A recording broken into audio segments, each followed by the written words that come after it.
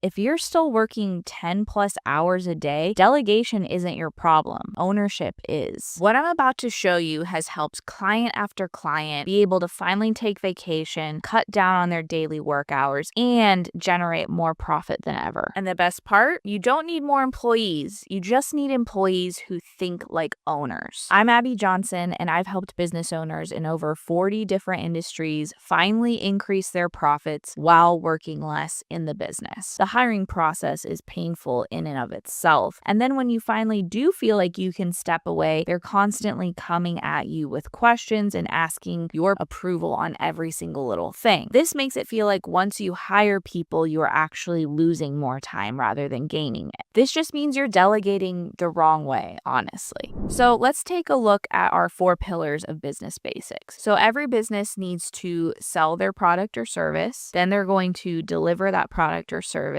Then they need to get new customers to sell and deliver to. And then up here at the top, our 4th pillar is management, and that's what keeps this all together. If you're working in the business, you're still down here in this cycle. You aren't up here at management where you should be. You want to go from working in the business to on the business. If you're hiring people for these different pillars and not properly delegating, then you're never going to get out of this cycle. And a common mistake is people are looking strictly at a resume. Do you have the qualifications? Do you have an experience in this area? And while that is valuable, a lot of areas in your business can actually be trained. What you really need is willingness to learn, willingness to grow, and willingness to put in the work. You also need a good attitude. In the job description, be specific about the red flags of this position because it will sound awful to some and it will turn them away. It will turn down the low productivity, the non-workers, the people just looking to clock in and clock out. And what you'll do is actually attract the people who think those red flags are green flags. Now that we've hired a great person with willingness and attitude, we need to make sure that we are delegating properly. This starts with making sure that you are delegating the right tasks to this person. What I want you to do is just list the tasks that you are still doing in these different areas. What you really want to think about when you hire someone is specializing them in one of these pillars as much as possible. Someone might be really great at doing finance and numbers and admin, but they're terrible at talking to people. So they shouldn't be doing these administrative tasks while also having to do a sales task like following up on a proposal or an estimate. We are here to help you with that. My team and I work directly with business owners every day to help implement this exact framework. This is exactly how I helped Andrea increase her profit by 25% in just one call with me. And I even helped Dr. Moulet add 46% in revenue over just a few months of working together. This framework works. If you want our help, there's a link in the description to get started.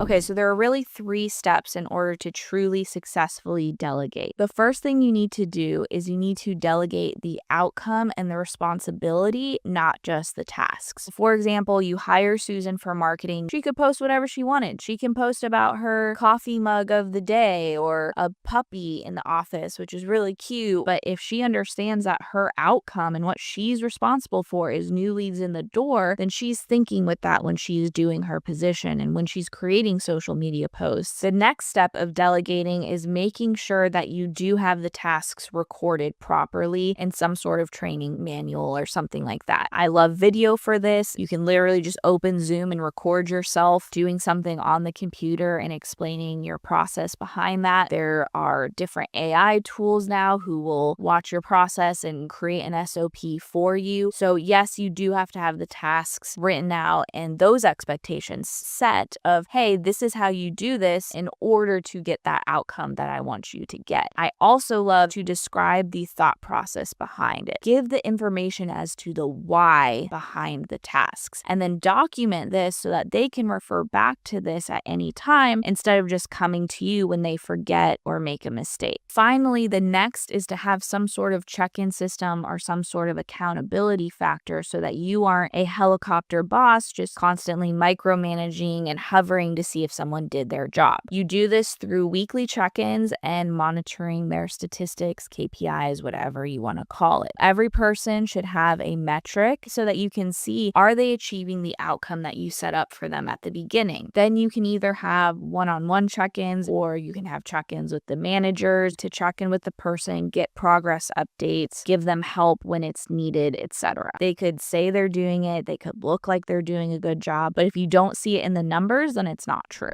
So if you're ready to stop being the bottleneck in your business, book a call with my team in the link down in the description below, and we'll show you exactly how this system would work in your business.